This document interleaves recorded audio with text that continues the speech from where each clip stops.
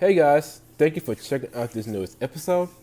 On this episode, we have Philadelphia Eagles fan James Tatum, and he gives his opinion on the Eagles winning their first Super Bowl. Also, is the process finally complete?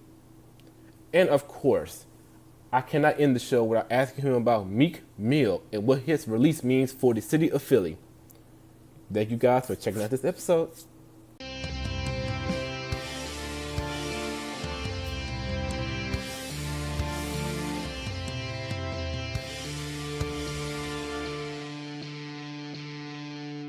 What's going on, y'all? Thank you guys for checking out this newest episode. Now, we're 19 episodes in, and for the most part, I like this podcast because it's just me and myself and what I think about what's going on in the world of sports. But I always enjoy it when I have others join the show because I like to talk to people too.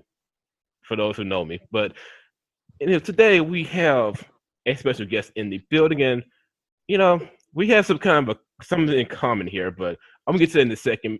We got Philadelphia Eagles fan, the mayor of all sports 24/7, Mr. James Tatum. What's going on, big fella? What's up, man? Thanks for having me on the show. Really honored to be here and talk about some stuff.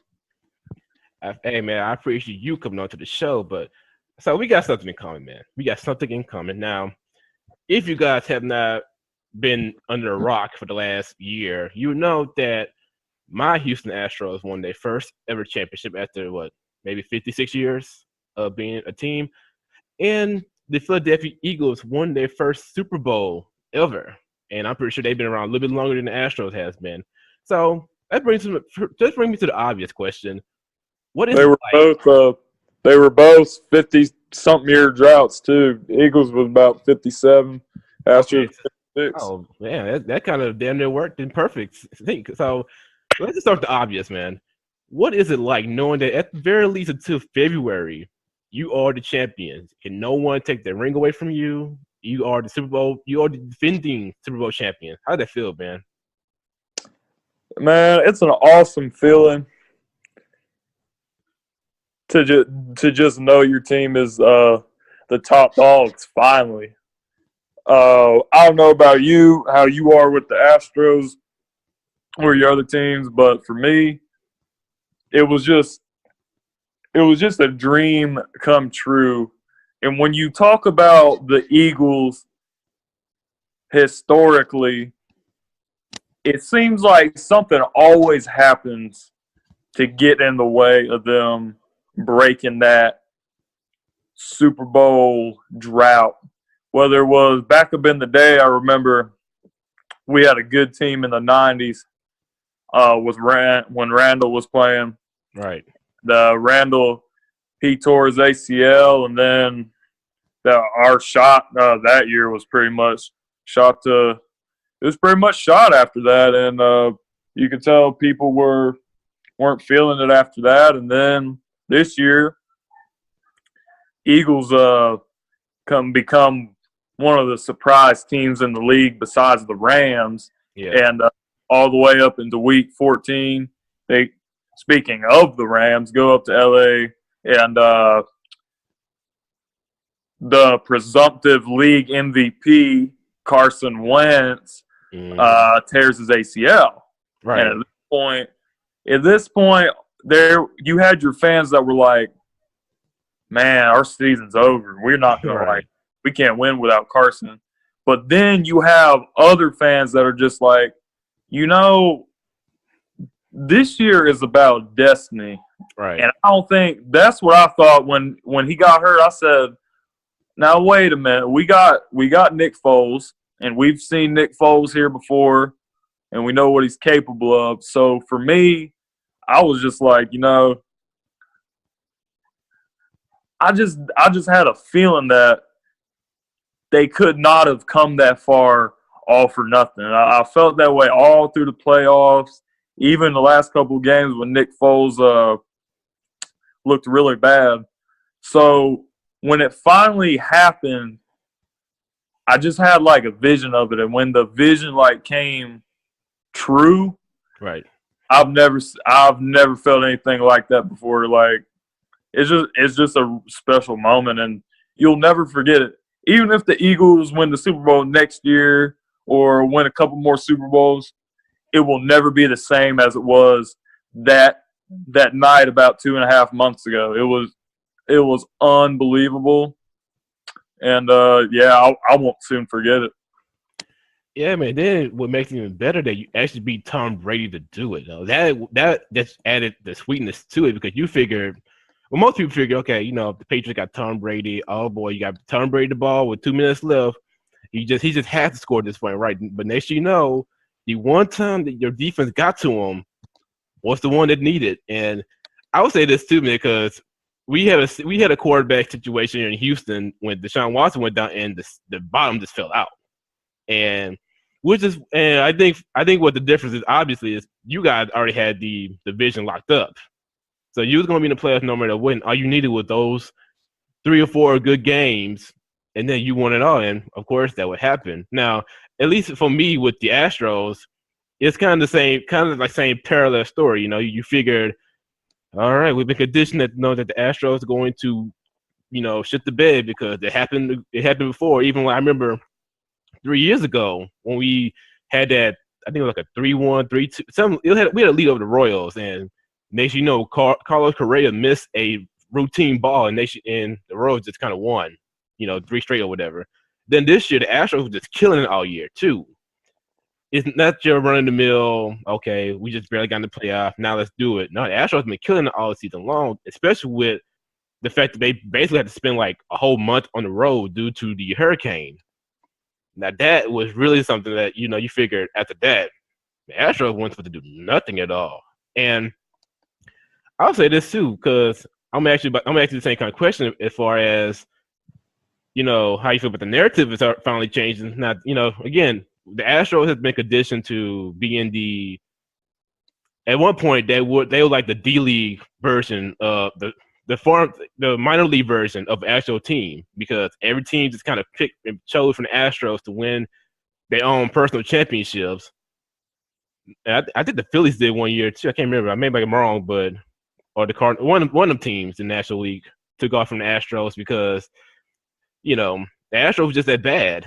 And so, for me personally, the Astros when it just changed a whole lot of stuff. Now I feel the same way. She was like the Astros could win the next 20 if they want to, and it's like, well, it's not like that first one because of how the Astros did it. They beat the 3 top payrolls, and they also beat like the 3 most famous teams in the actual MLB to do it. Now that's what's insane about it, with the Red Sox, the Yankees, and then the Dodgers. And so I asked you this. So what is it like now in Philly now that the Eagles have a championship? And I'm gonna add this too because the city of Houston right now is lit. Right now, we got the Astros defending their championship. We got the Rockets doing their thing. Let me ask you, what's going on in Philly right now as far as the narrative towards Philly sports? Well, ever since the Eagles went on their run, and I'm talking about the whole run, I'm talking about from the divisional round against the Atlanta Falcons all the way through the Super Bowl. Right. When they went on that and they pulled out the underdog mask and they kept talking about how, look, we're the underdogs and we just feed off of it. That makes us better for some reason. For whatever reason, when they went on that run and they ended the Super Bowl NFL championship drought, it put something in the air in Philly. Yeah. Because you had the Eagles who broke through first. Then March Madness comes. Mm-hmm. Villanova wins. Then you have the Flyers. They snuck into the playoffs in the NHL. They lost to Pittsburgh in 6 games. But during the series, there were a lot of people in Philly that were saying, "Now hold up, we could do this." Yeah, and that was a little bit wishful on our part, but we'll that's neither here nor there. And now you have the Sixers, the process. A lot of people are really believing in the process. Some people don't like the process because, and I understand, because nobody wants to sit and watch your team win 10, like a 10-win season. Like that's the miserable part of it. But when you're able to build what the Sixers have now, it's crazy in Philly. It makes everybody's so full of life. Everybody's excited. You can tell that everybody's being brought together by this. And a lot of people were not sure about the Sixers going into this year. A lot of people thought they could make the playoffs because the East doesn't have that much competition outside of Cleveland and LeBron James. But Embiid and Simmons being on the floor at the same time brought them to a 3 seed in the East, even though at the end of the year there was a freak accident that happened when Markelle Fultz ran into Joel Embiid and fractured his orbital bone in his eye. Yeah. So Ben Simmons kind of had to grab the bull by his horns for at least the end of the regular season and the first couple games of the series against the Miami Heat. So now everybody believes in the Sixers that, hey, this is a dark horse team that can go to the finals. Right. Everything seems to be lining up for the Sixers. You have Milwaukee and Boston playing Game 7. And whoever wins that series, they don't seem to match up that well with the Sixers. Obviously, Boston is without Kyrie Irving. They're without Gordon Hayward. So basically, they're without their 2 best players. Right. Milwaukee is up and down. They're a struggling team. Obviously, they got Giannis, and they got Bledsoe, and they got a couple guys that can play. But there's just – everything just seems like it's lining up for the Sixers to make it to the finals this year. It doesn't – it seems like that the only thing that's in their way is themselves. Right. And, I can talk about Cleveland. Cleveland, they're struggling a little bit. LeBron is having to will them to get through the first round. And that we haven't seen that Cleveland last couple of years. So it's kind of new for us. Right. Yeah, and we're going to definitely get back to the Sixers a little bit later on, man. But let's get back to the Eagles real quick. So the NFL draft is going on. The first round happened yesterday. And, of course, the Eagles have traded out of the first round that enabled the Ravens to get Lamar Jackson with the 32nd pick. Now, actually, is this the Eagles trading out of the first round? Was that a move that you kind of figured was going to happen in the draft? And is it something that you agree with completely? Yes. Yes, I did anticipate this was going to happen. For me, and I'm not like in the organization or whatever, but I kind of had an idea of the guys that the Eagles would have their eyes on when it came time for them to be on the clock. And if they weren't there, then we were going to see a trade because we're without a second and a third round pick. Right. Due to the trade a couple of years ago that led to getting Carson Wentz. So I did agree with it because I figured the Howie Roseman and Joe Douglas must have just thought, well, we can either get this guy we want in the second round with this second round pick and get more value in the long run, because you think about it, the Baltimore Ravens gave up their second round pick this year and they swapped fourth round picks with us this year. So I think we're picking 125th instead of 130th. and they gave us their second-round picks for next year. So in the long run, it's a really good trade, but a lot of people are aggravated that we dropped down by 20 spots. But for me, the Eagles they now have the ammunition if they really want somebody. And there's a lot of great players that got snubbed out of the first round, in my opinion. There's a lot of guys still on the board. You still got that defensive end out of Boston College, Landry. Mm-hmm. I thought he was the second best pass rusher in the draft. I would have taken them ahead of Marcus Davenport.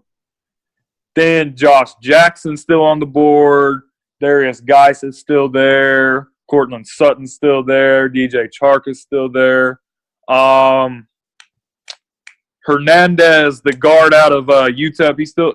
So they must have thought about how many of their guys were still on the board and said, hey, if we trade this pick right here, we can probably have a chance to still get somebody that we want and get more value in the long run.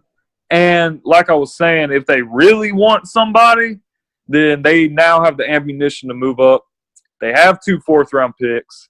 They have Michael Kendricks, who there's been every year, it seems like, that since he signed that contract, they've been saying, oh, well, Michael Kendricks is going to be on the move. So might be a team that wants to add Michael Kendricks to their team.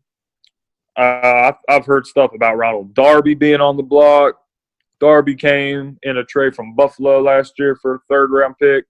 He's in the final year of his deal. So if they wanted to get a guy like Josh Jackson, let's say, then they could go make that move if they want. And, of course, they got Sidney Jones, who sat out most of last year.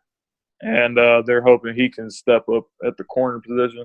So I thought it was a good move for the long run, but I also understand how some of the Eagles fans are just frustrated that they're just frustrated that we stayed up all night just watch their straight to pick. But you got to look at the whole picture. So that's how I feel about the move. And I was gonna say this too. You guys are the Super Bowl champion, and it doesn't seem like you have many holes to really fill up, or any holes at all. It is more so of drafting for depth purposes versus we actually need this guy. So I do understand it. So moving on to that, I just want really just short. Are you worried about what Washington, Dallas, or the Giants are doing in regards to their draft? No, I'm not worried about what they're doing.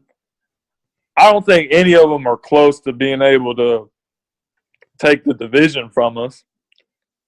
Well, I'll start with the Cowboys. News just broke out that Jason Witten is going to be retiring, and he's going to be going to work in the ESPN Monday night booth. All right, that is a big move. He's taken over John Gruden's old job, and so that leaves the Cowboys without another pass catcher. We'll see what they do tonight. I think they're taking a receiver. You'd be hard pressed to tell me otherwise. Yeah. They released Des Bryant a couple weeks ago. So now Witten's gone. So now you're looking at Alan Hearns and Terrence Williams, and that's basically Cole Beasley of the world, and that's basically all you got. And you got Dak Prescott, who struggled last year without Ezekiel Elliott in the lineup. You kind of saw what his ceiling. I don't know necessarily. It's probably a little bit harsh to say what his ceiling is, but you saw him struggle to throw the ball down the field. A lot of inaccurate passes, a lot of throwing the ball, underthrowing the ball, overthrowing the ball, letting balls sail, and turning the ball over and such. I don't believe in Dak Prescott. I would back up in the day when they had Romo. Much more feared the Cowboys with when Romo was their quarterback because no, he didn't like always deliver in the big games, but he was a baller. He could throw the ball. He could actually throw people open, unlike Dak. So, and the Cowboys, they drafted Vander Esch, that linebacker out of Boise State, who I think is pretty good. The Cowboys just don't think it's a sexy pick. Yeah. So they don't really know a lot about it, but once he gets up on the field and they see that he's a better version of Sean Lee that actually won't get injured when Sean Lee can literally tear his hamstring picking up one of those little Gatorade cups with water in it on the side. Right. So, I mean, and other than that, the Cowboys defense is their weakest point. They got Lawrence. So I guess they see that.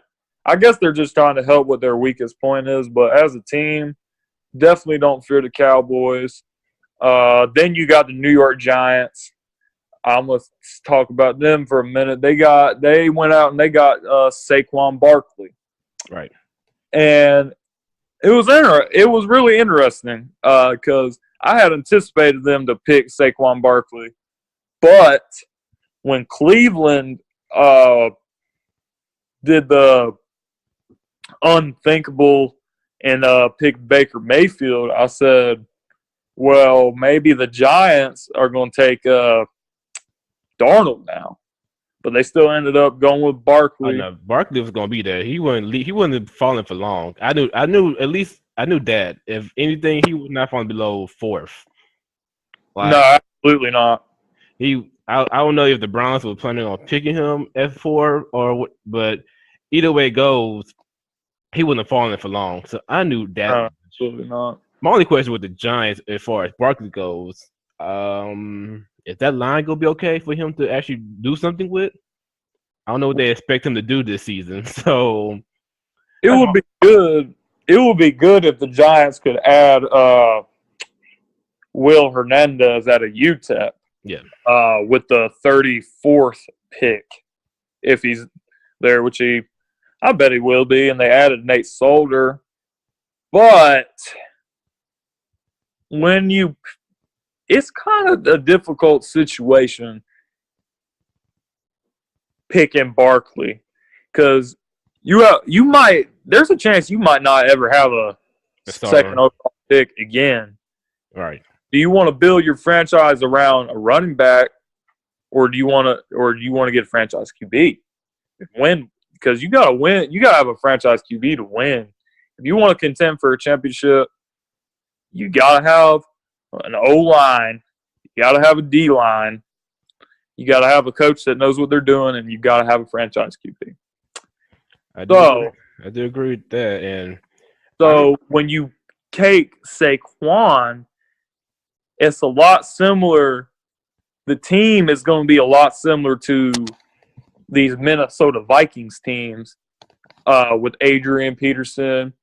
Adrian was the best running back prospect in a long time, and he was good enough on his own to just will the Vikings to 7, 8, maybe 9 wins a year, but you weren't going to go on a playoff run with it because the team was not built around a franchise QB. It was built around Adrian Peterson. So that's the case that's what I believe the case is with the New York Giants. Yeah, I just want to add it in real quick because I actually made this post somewhere else. Is pretty much the Giants have gotten so close to picking out that one good running back. And 13, they picked Jonathan Hankins. Before they even got a chance to pick him, before they picked him, Le'Veon Bell was picked. They picked Eric Flowers in 2015. Right after Eric Flowers, Todd Gurley. Paul Perkins, they picked in 16. After that, Jordan Howard. And last year, they picked Davis Webb. And before that, Kareem Hunt got picked.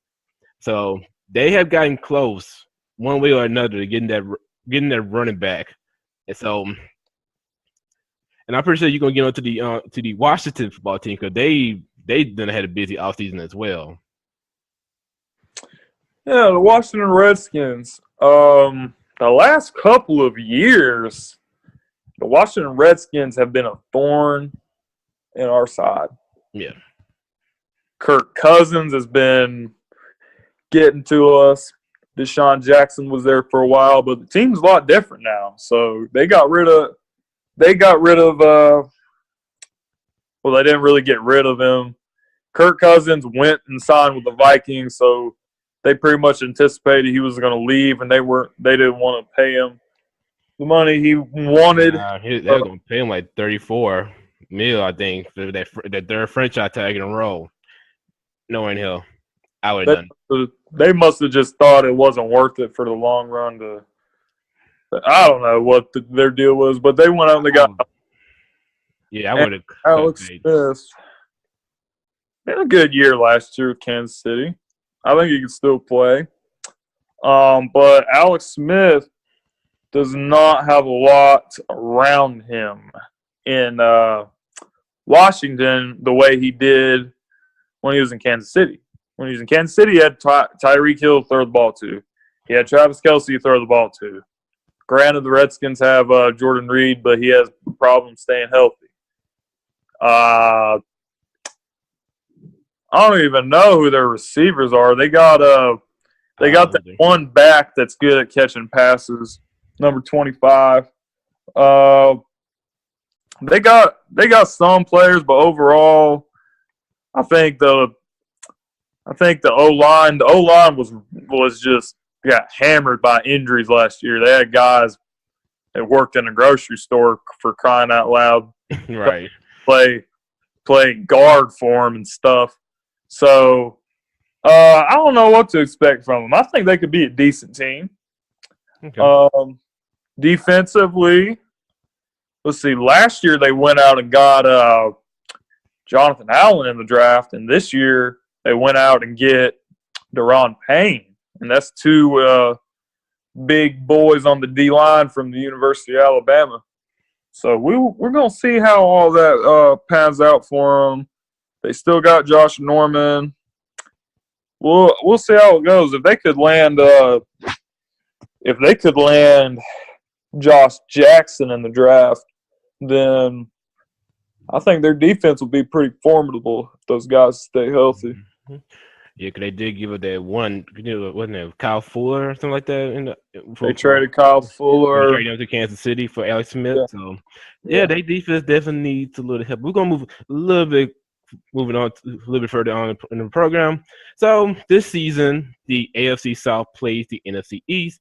And what that means is we have what I like to call is the what the hell was Cleveland thinking bowl. We have the two I think all-time franchise quarterbacks and Deshaun Watson and Carson Wentz that the Eagles have passed on in consecutive years. They will be playing each other in December 23rd, and I don't know why it's in December and not early on, and I don't even know why it's not a primetime game, personally. Yeah, that's the I would want to see in prime time. But, we have that game going on in December, so how pumped are you about that matchup? That is going to be an exciting game. Hopefully both guys are healthy. Both guys are coming off catastrophic ACL injuries. They're both the future of the league. I love Deshaun Watson as well as a Clemson fan. I know that man is a dog. He is not afraid of anybody. Oh, yeah, he's definitely the guy that's worth trading up your first and second round pick for. Actually the second round pick was more so to get rid of Brock Osweiler, but you get the point. He's definitely worth the price that the Texans pay. And honestly, I would say the Cleveland should have got more from the Texans. Yeah, I mean, Deshaun Watson, Deshaun looks like a steal right now. He definitely looks like a steal, and I know Carson Wentz definitely cost the Browns a whole lot. Well, I won't say he cost the Browns because they got like capital for him. Still, they could have had Carson Wentz and would have been decent too. But hey, you know what? It worked out for both our squads. So I think that's going to be. I can't wait for that game. I know. Actually, I work with a guy that's an Eagles fan. He is trying to. Oh, will you hold on a second, Greg? I got somebody coming at the door. Okay. So while he's handling his business real quick, I will say this one another thing about you know the Eagles and the Texans. That's of course you want Carson Wentz and you want Deshaun Watson to be healthy, but also you still have the JJ Watt in the world. Hopefully JJ Watt is 100% himself. I don't know if he's going to be the 20 sacks a game dude, but we'll definitely see how. And of course, we have the DeAndre Hopkins on his. He got a new deal. Clowney, he is expected to get a new deal soon. And of course, on the other end, you have the Eagles with Carson Wentz again. We have Chris Long to be back. Brandon Brooks is going to be there. Hopefully, with everything that's going on with Michael Bennett is sorted out and he's able to play because the Eagles did not just give up anything just from him not play. So, I mean, we are hoping that when the Eagles and Texas meet in December, things are, A1. Things are 100%. Everybody's healthy, and hopefully both teams need to match up. And I think that James comes back on the show now. You good to go, James? Oh, he's not there yet? Okay, so. And we'll get to him about how you feel about the Sixers in a few seconds, making sure that he is good to go. So just keep there for a quick second, and we will be right back. Okay, guys. James is back, and James, while you had to handle your business for a few seconds, I was just kind of telling people that was listening about, hopefully, as you said before, both teams are healthy, and hopefully everybody is good. Whether it's J.J. Watt, DeAndre Hopkins, on the other side, Brandon Brooks, excuse me. And, we still have that thing with Michael Bennett that's kind of not been in the news lately. So hopefully things work itself out, and it'd be a hell of a matchup. But we're gonna keep moving the show on forward. We have the aforementioned 76ers, and so as everybody know, within the last few years, the Sixers have gone through the thing they dubbed the process. And in fact, Sam Hinkie even pretty much got blackballed for that movement. And I'll say this, as the Astros fan, because we went through the same thing around the same time, that the Astros kind of just tanked for just for no reason, try to get the best draft pick, get the best players. And I would say this, and a lot of people criticize the process, and I do understand from a business perspective that you don't want the fans to sit through while teams win maybe 10% of their games over the course of the year. And I do understand that, but I believe too, and I think you agree on this one, James. It's not about just getting the top picks in the draft, also hitting on those top picks in the draft. I think that's the most important thing. If you can draft well, of course you can definitely, do what the Philadelphia done, do what the Astros has done. So I asked you this, James. Do you feel like the process has been completed, or do they still have a ways to go to complete it? By is the process completed, do you mean is this team ready to win a championship now? And I guess that's also too is what do you define the actual process? Is it just building up the team to a point to where they can contend, or is it actually winning the championship? I think for me, I think in the terms of being ready to compete for a championship, do you feel like it's been completed? No, it hasn't been completed. But I would say the process is rebuilding your team to bring them back to being in championship contending form. Okay. Which is what the 76ers are. They tanked. They had the number one pick in consecutive years. Last year, Markelle Fultz. Year before, Ben Simmons. And before that, the year they drafted Joel Embiid, he had some kind of foot injury or something. Mm-hmm. So he actually fell to the Sixers. So the process has clearly worked out for them.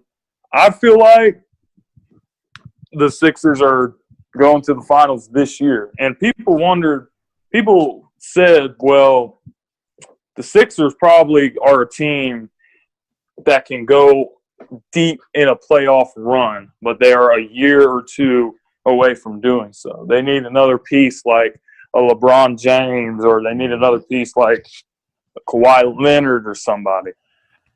But I feel like this team is ready to go to the finals this year. And you know what? It honestly is not that far fetched. Because for one, you guys did get the third seed, which is very big because now you have everybody would agree on is the easiest path to the finals. You know, you have again, you mentioned before, you have a Boston team without Irving and Hayward. So even if they do win Game 7, do you really expect them to win 4 more games? Also with the Bucks, I mean, granted they had the Greek Freak and he's been amazing this season. Who knows when their runs might just be over with. Of course, on the flip side, you're dealing with with a Cleveland team that is depleted, a Pacers team that has vastly overachieved, in my opinion, and of course you have the Wizards and the Raptors who, let's be honest, those two teams always seem to disappoint no matter what seed they get in the playoffs. So honestly, it is not that far-fetched to think that the Sixers can actually make the finals. Just because of what you said before, you have Embiid that's been balling ever since he got back. You have Markelle Fultz that's getting back in the fold. And, of course, you have who I believe is the Rookie of the Year. I don't care what rules y'all go by, Ben Simmons, who has been balling out even without much of a jump shot. So, most definitely, the Sixers can easily make the finals. It can easily make the finals. So, but I also say this too, since I'll say this, all you need is 16 good games. That's all you need. When you make it to the playoffs, you just need 16. It doesn't matter, who you have on the squad. If you can win 16 games, you win the championship. It's as simple as that. And so, I believe they will make the final. Honestly, you know what? I will enjoy a Houston Philly NBA Finals. I would enjoy that. I believe that will get some people watching because now you have a situation where both teams just kind of won rings for totally different reasons. My NBA history is not that great. I believe the Sixers do have a championship under their belt. Yeah, from way back when, before my parents even born. So I know the Rockets, of course, they didn't have one since 1995. So for different reasons, it's time for at least one of those two teams to win the championship. That'd be great if both teams meet in the final. So I do. So okay, so let me ask you. I was going to just interject something real quick. Oh, yeah, go ahead. You mentioned Houston's last championship in 1995. That was against the Orlando Magic, who were a lot like this 76ers team, and a lot of people have compared Simmons and Embiid to Penny and Shaq. And they were a team that was really young, and people didn't know if they were ready, but they went all the way to the finals. Of course, they got swept in the finals. Swept. Nick Anderson couldn't hit those free throws. They ran through the East, and they were a young team. So yeah, and that's out of the question. I don't think it's that far fetched. Yeah, it's crazy too. Cause you mentioned, Shaq and Penny, how their dynamic of their relationship ended when Shaq going into the Lakers. Hopefully, the same doesn't happen in Philly because y'all do have something special going on there. I mean, hell, they put you guys through enough shit just to not see you all the way through. At least for a championship or two. And so, and I also like to note that Nick Anderson is a Houston Hall of Fame legend, along with John Starks. And we have the newest inductee, Yu Darvish. It was recently inducted to the Houston Hall of Fame just for, championship purposes. We can't really want to be paid about that, but man, like that. I want to ask you this before we get out of here, man. So now, of course, the Eagles are the Super Bowl champions. They're going through their draft process. You mentioned the Flyers doing their thing. They was in the playoffs. The Philadelphia Phillies are, they're doing their own thing, their own right. And of course, the Sixers are killing it in the playoffs so far. But that's not the story to me. The story is Meek Mill. That is the story. Now, I'm pretty sure everybody in Philly has to be like extra pumped that he is out. Now, regardless of what you feel about him, is to me, just from outside, is a cool thing for him to just to get out, rush straight to the game.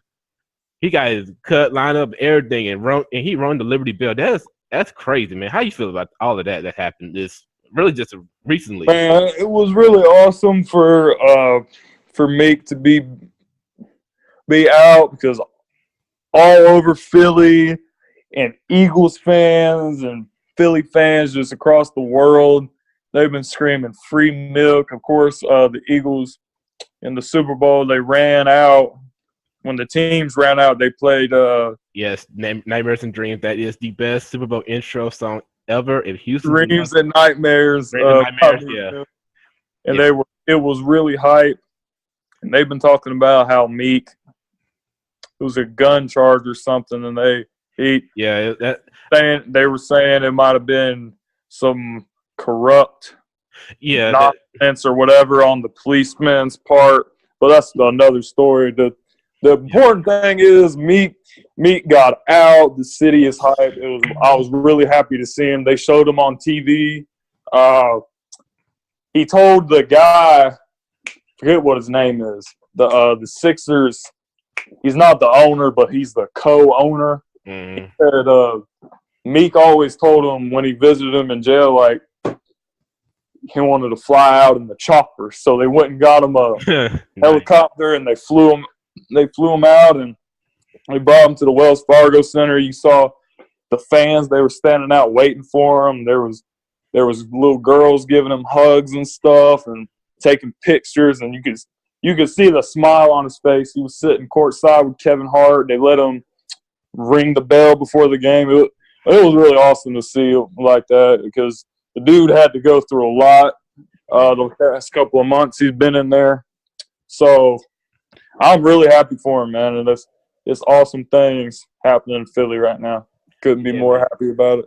Yeah, we talking about the last couple of months, and I'm talking about, man, he's been through a lot the last couple of years. We talking about this is before he, ended up in jail. We talking about the whole Drake thing and the whole Nicki Minaj thing, and he's just been taking so many L's. I personally am happy that he got a few W's under his belt because he needs it. And I would say this too, man, because people are, questioning why is everybody so hype about Meek Mill? He ain't some hero. I'm just like, for some people, that is a huge moment, and like you say, we're not gonna get into the whole politics and society issue side of it, but for some people, that is a great image. It's a great story. It's something that should be revered and talked about. And like I said, man, it's great for the city of Philly. It's great for Meek Mill, and hey, so hopefully we'll see what's going to happen with the Sixers. We're going to see what happens with the Eagles in 2018. This, and of course, you mentioned earlier Villanova winning the championship for the second time in 3 years, and we're going to see how all of that just kind of plays off for Philly. I'm rooting for Philly because I know in Houston, man, we are like we're good, we're lit, we are happy, we're enjoying ourselves. This is the best time to be a Houston sports fan, just like it's the best time to be a Philly sports fan because it's got a whole lot of stuff, man. So we gonna have to hopefully if the Texans owners stay out of the news more often, then we can definitely have like the perfect situation in Houston. But again, we're gonna leave all that for another day. And hey, man, I appreciate you being on the show, bro. It's fun, man. Yeah, I'm definitely have to bring you back on. Yeah, man, we're gonna have to. Especially if the Rockets and Sixers meet up, we're gonna have to have a little discussion. Definitely. Most definitely. I remember the first game y'all played us hard. I mean, the Rockets had to barely squeak out with a 3 at the end to win. So I know that and I know that since that game, even though it was early. That was early. Yeah, that was an early game. That was like the third game for the Rockets, I believe, something like that. But since that game, I know y'all only gotten better. So yeah, we do meet in the finals. We definitely got to link back up and give this preview out because I'm pretty sure that's going to be like a lit finals. If I don't use that word too often. So, man, like I said, man, I appreciate you being on the show today, man. So, yeah, man, thanks for having me. I really appreciate it. A lot of fun talking about sports and everything with you, man. It was fun. Yeah, man, I had to get you on, man. Like that. You usually got to get it while it's hot, man. The Philly's hot right now. You got to get it while it's hot, man. You got to get it while it's hot. So, hey, man. So appreciate you, and again, I'll definitely hit you up a little bit later on, man. We're gonna keep in touch. All right, man. All right, man. Sounds good. Thanks for having me. No problem, man. No problem. And for everybody else that's listening, appreciate you guys for checking out. Please subscribe if you have not subscribed yet. And as always, I'll talk to you guys a little bit later. Yeah, have a good one.